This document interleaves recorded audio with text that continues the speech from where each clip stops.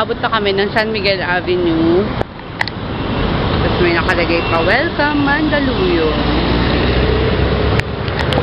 Hi! Yun yung building dito, grabe na. Kailan lang ito ginawa eh. Ngayon okay na siya, malaki siya. So, walk. Walk with yan ang peg. So, yan.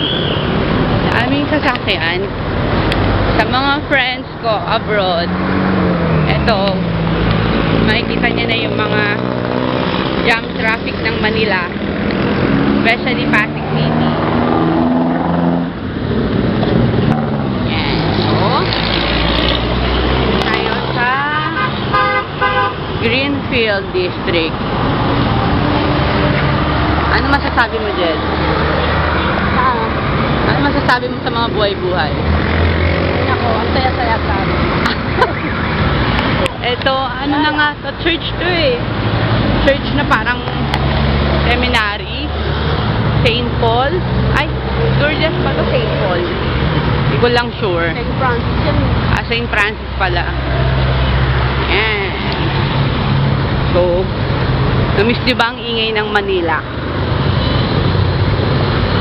Ito dating tong building na to. Siguro mga 2 years pa lang tong ginagawa. Tingnan mo ngayon siyang taas-taas niya na. O, diba, bongga. Pag marami talagang pera, marami kang pwedeng ipatay yung mga ano.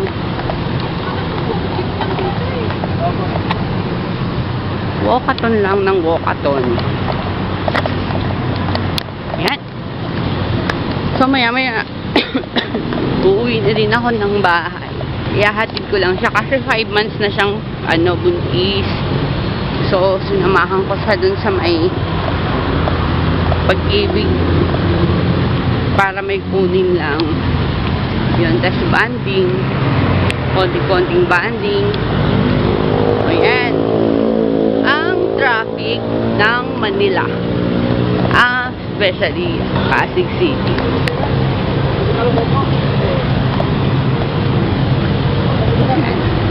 Sana naaayon na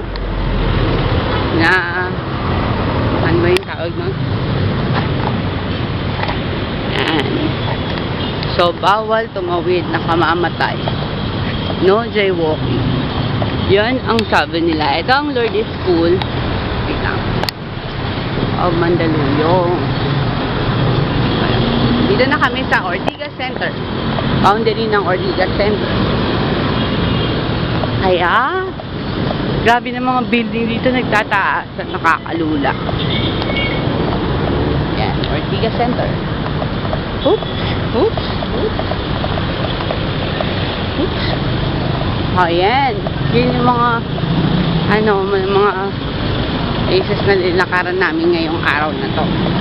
Super Walk and Show Boulevard. So, mamaya uli guys. Para para makita nyo naman yung ibang pupuntahan ko. Lalakaran ko pala. Ayan. Ay, sandali lang bago ko putulin. Nakakatakot kasi.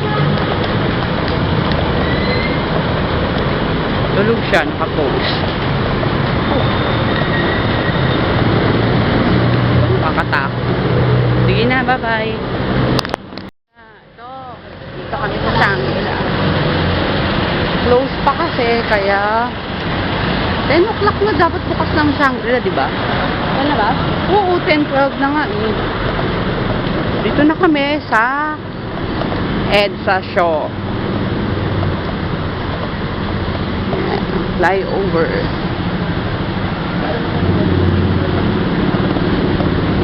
Tawid tayo dun, Jed. Sige na, mamaya na po uli. Kakain muna kami. Hi! Nandito na ako sa bahay namin. Ayan, nakapokus na ang lugaw tsaka bachon. Dahil wala pa masyadong tao, dito lang muna ako. Tapos yan. Kausap ko si mama ko. Ayun. May asan lang maraming Nako, di ba? Ubus na. Umalis kasi ako kanina umaga. Sinamahan ko si Zelda, yung best friend ko. Tapos para merong nasikaso sa SSSS. 5 months, ay hindi siya pag-ibig pala.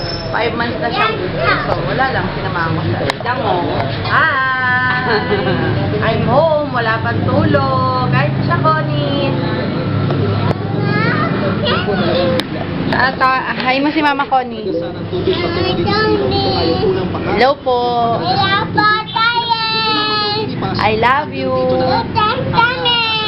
Koin kami, hindi ka naman kumakain eh. Ilan sa mga estudyante ang talagang napahamak. Hindi ka nga po kumakain. Sasar raw muna siya nagsisipul para hindi na mahulit ang trahedya. Ikaw. Magtatayo ang pag-iisip mo. Oo, ikaw. Kumain ka na ba? Ay, kumain ka sa Jollibee. Parang di naman eh. Mababasa nila doon. Sabihin sa sila sa basta Takpan mo yung mouth mo kasi bungal ka. Takpan mo. Sige na, mamaya na lang ka. Mamaya na lang po. Bye-bye. Share na lang. Sana marami kaming customer mamaya para meron akong may vlog na maganda-ganda. Bye-bye, guys! Hi! Hulaan nyo kung anong gagawin ko. Magpapakbit ka. Hulaan nyo. Magkagapsoy. Hindi. Lumpia. Hindi rin. Maalam mo na. Yan. Kare-kare. Mga baliw. Alam ko na, ma. Ginataang kalabasa. Nako. Ba yan? Hindi pa rin. Hulaan nyo. Later on, papakita ko sa inyo guys kung paano yung gagawin ko dito sa ano na to. Maalam ko na gagawin mga pansit. Yan. So, bali, na-inspired ako gumawa. Kasi si Mama Connie, minsan niya na akong sinabihan na kaya kong gumawa nito. Kasi actually gumagawa ko nito, kaso lang, yung mga tipong pang-emergency lang. Tapos ang inaano ko lang sa kanya, sesame oil. Yun. Pero ngayon, tatry ko yung way ni Maangchi. So, yun. Try ko rin yun para let's see kung kaya ko rin gawin. Actually, gumagawa ko ng kimchi noon. Kaso lang, sa Korea yun, kasi doon maraming condiments na pwedeng gamitin.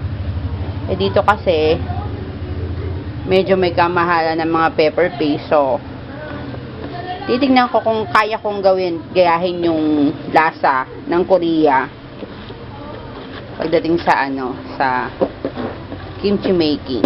Okay? So, after 30 minutes, iwanan ko lang muna siya dito. Or, ano ba yan? Natalsikan ng asin. Sige na, later na guys. Napakita ko rin sa inyo lahat kung anong gagawin ko. Okay! Bye-bye! Say hi! Yan. Ang next gagawin ay yung parang pepper paste. Actually, ginaya ko lang to kay Maangchi. So, try ko kung magagawa ko yung ginagawa niya.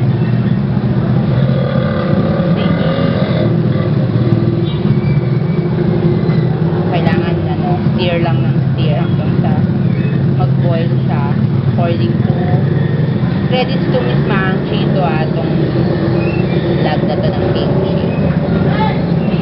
Yan. So, later ulit, pagka nag-boil na siya, bring to boil na siya. Hanggang sa maging malapot na siya. Okay guys. Mamaya ulit, pag nag-boil siya, balikan natin siya. After 3 minutes. Bye. Siya ng sugar. Kailangan talagang malapot siya. So, yun yung nakita kong features niya kay Maangchi na video.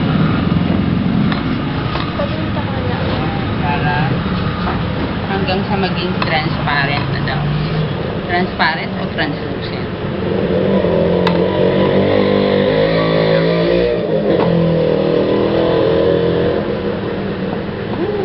Keep on steering, keep on steering. Steer, steer, steer, steer, steer. So, mamaya ulit, pag nilagay ko na yung pepper paste, ay chili flakes, chili, ano ba yan? Oo, chili powder pala. So, wait natin until maging translucent siya.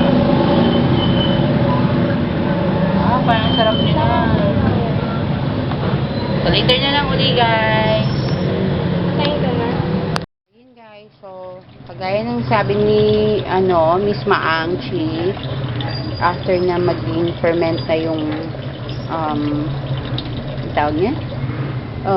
Sweet rice flour kasi ginamit nila sa akin kasi since wala akong nakitang tawag yan? Sweet rice flour. Ang ginawa ko, flour yung ginamit ko as an alternative. Yun. So, gusto ko kasing itry yung mga pinaka pwedeng mahanap, na mas mabilis mahanap. So, I think pwede naman yung flour. So, yun ang ginawa ko. So, isa-soak natin siya sa cold water. Mainit. Ano ba? Yan. So, meron ako ditong cold water para, isa-soak ko na lang siya. Later ulit guys. So, pakita ko naman sa inyo yung pag-blend ng ginger, garlic, onions. Okay? And hanggang dito muna. Ayun. So, since na gusto ko makita ninyo kung paano ko ginawa to, sa garlic, isa't kalahati ng crown mismo ng, hindi ko alam kung ano kasi kung cloves, ito yon. So, isa't kalahati nito ang ginawa ko.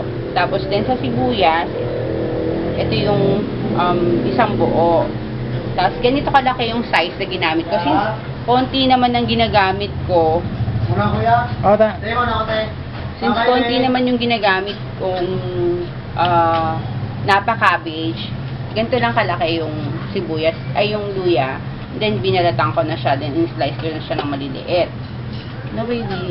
So, later on, papakita ko, since, ito pa. Ito yung mga ingredients na kailangan. Hindi, no!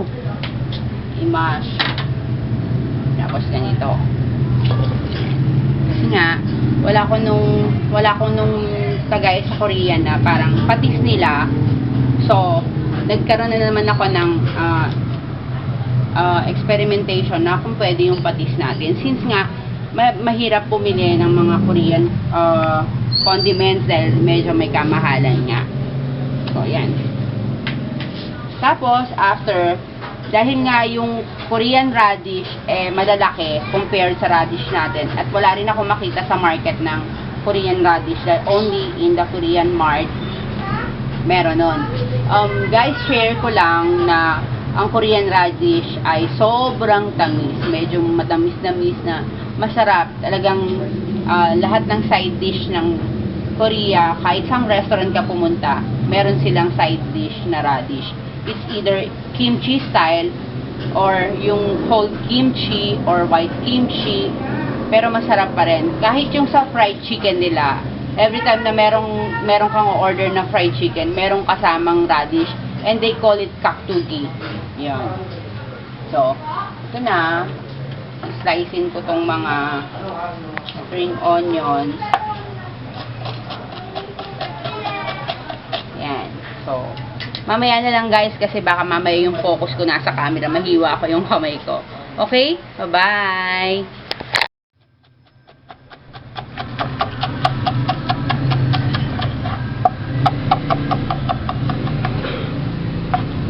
Yan.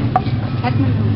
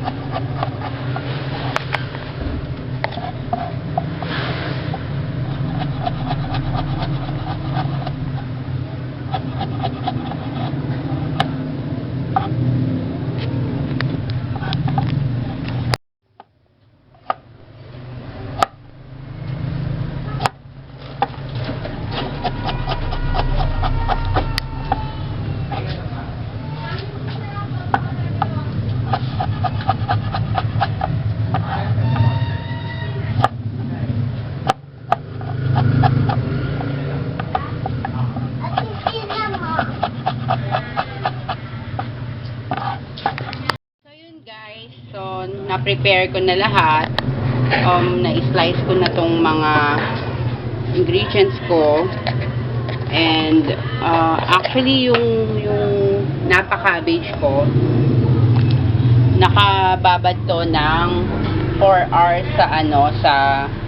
sa asin. Then, every after 30 minutes, according to Mang Chi, kailangan iikot ng iikot. So, ganun ang ginawa ko. Yung ganun yung process ko. So, gawin na natin yung pepper paste. Una, ilagay ko, bumili ako ng pepper powder na alam kong kaya ng pamilya namin yung mga, ako gusto ko talagang sobrang spicy kasi mahilig talaga ako sa maaanghang. Yun. Tapos, yung binlender ko na onions, tapos garlic, and i-blender ko pa kaya? Konti pa. Wait lang.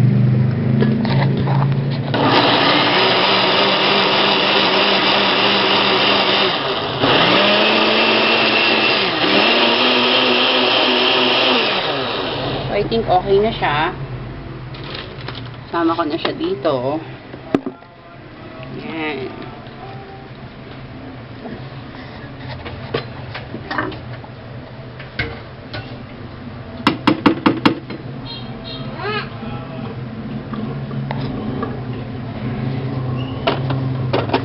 And then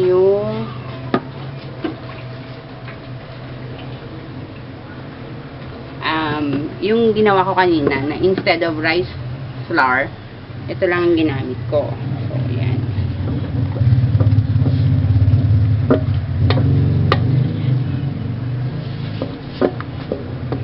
Pepper paste. My own version of pepper paste. Ginaya ko lang to ha. Credits to Miss Maang Chi. Thank you po. Thanks for sharing. Kamsamda. Kumawayo. Maang Chi. So, ikot, steer lang hanggang sa maging okay na siya lahat.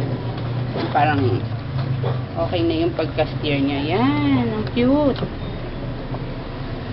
Miss kong Korea. Hindi masyadong maanghang ata yung pepper powder. Yan. Mamaya lalasahan ko rin to para malaman ko kung anong lasa. Pero, sana magustuhan ng mga Ano yan? Ano yan, ma? kimchi po, kimchi. Gusto mo bang kumain ng kimchi? Sendal takatensi. Okay, wait lang baby, wait lang, gumagawa si mama. So, ayan, okay, I think okay na siya. Medyo Okay na naikot-ikot ko na siya ng gusto. Well mixed na siya. Gusto ko siyang tikman. Wait lang.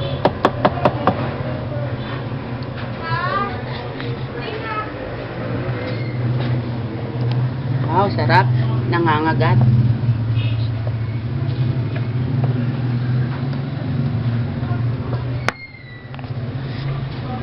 And so, after nung na fully mixed na siya, tama na natin ang ating spring onions, carrots, and then radish.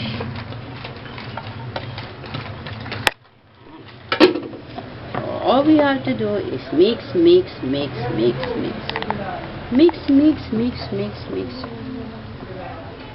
Ayan, mix natin siya ng i-mix. Guys, gusto ko sa version ko, gusto ko gawin, lagyan ko siya ng, hindi ko alam kung anong magiging kalalabasan niya, pero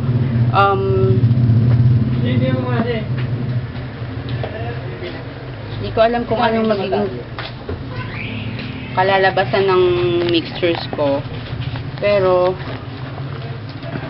gusto ko talaga siyang lagyan ng asan na ba yun? Sesame oil. So, wait lang guys. Later na muna ulit. So, gusto ko medyo lagyan ko pa ng konting alat. So, gumamit ako ng fish sauce para medyo umalat-alat siya. So, yun. Tapos masyadong makulay na colored orange yung yung anong tawag dyan? Yung chili powder. So, parang hindi, instead na red yung color niya. Parang medyo slight red-orange. Ako. Okay na yung lasa niya. Nangagan. Tapos, yun na nga, gusto kong experiment kung iibaba yung lasa niya with sesame oil. So, lagyan ko siya. Actually, yung sesame oil, pang bango. Sobrang bango niya sa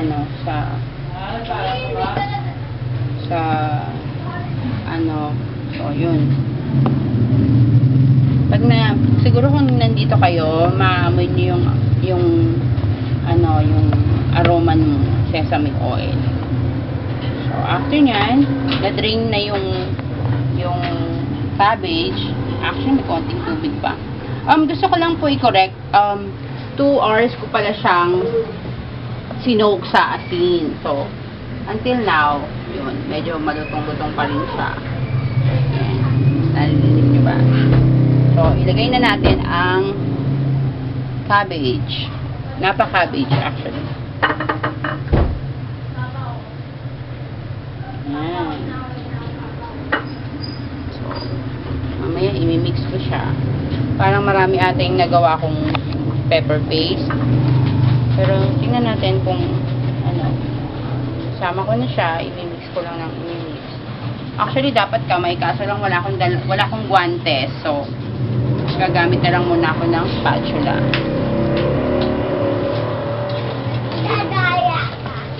So, mix, mix, mix. Mix, mix, mix, mix. Masyadong atang mapula yung masyado atang mapula yung kimchi na chili powder. Ayan.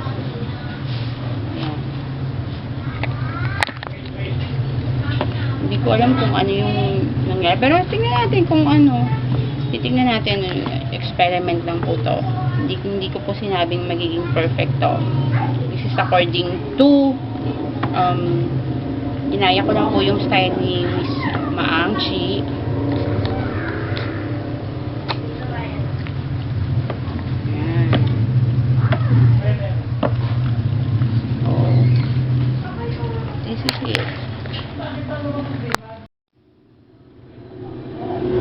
So guys, ito na po ang aking kimchi jelly ace version. So, siksasayo! Manghang-anghang. Grabe pala yung anghang. Ayoko na nung gumamit ng ganung chili powder, pero masarap pa. Masakit sa'yo. Ibig sabihin, kain tayo. And, kainin mo ng masarap. Parang gano'n. So, sana guys, nagustuhan niyo yung ginawa kong kimchi. Sana i-try nyo, gawin nyo sa bahay nyo. Pero, I really suggest na ang tawag nito, instead of flour, expected ko na talaga siya na hindi niya makukuha kasi ang ginamit ko lang flour instead of sweet rice na giniling. Pero nakuha niya rin yung lasa ng kimchi with a twist. Sarap nga eh. Pero try nyo kung sakasakali naman na magustuhan niyo, comment kayo sa inbox ko. And sana ma-inspired kayo na gumawa rin ng kimchi, DIY kimchi ninyo. And share nyo sa akin kung halimbawa try lang to. Naisip ko lang din na gumawa ng kimchi. And next time, kung gagawa uli ako, hindi ako gagamit ng flour, and gagamitin ko yung rice flour, sweet rice flour instead of flour talaga.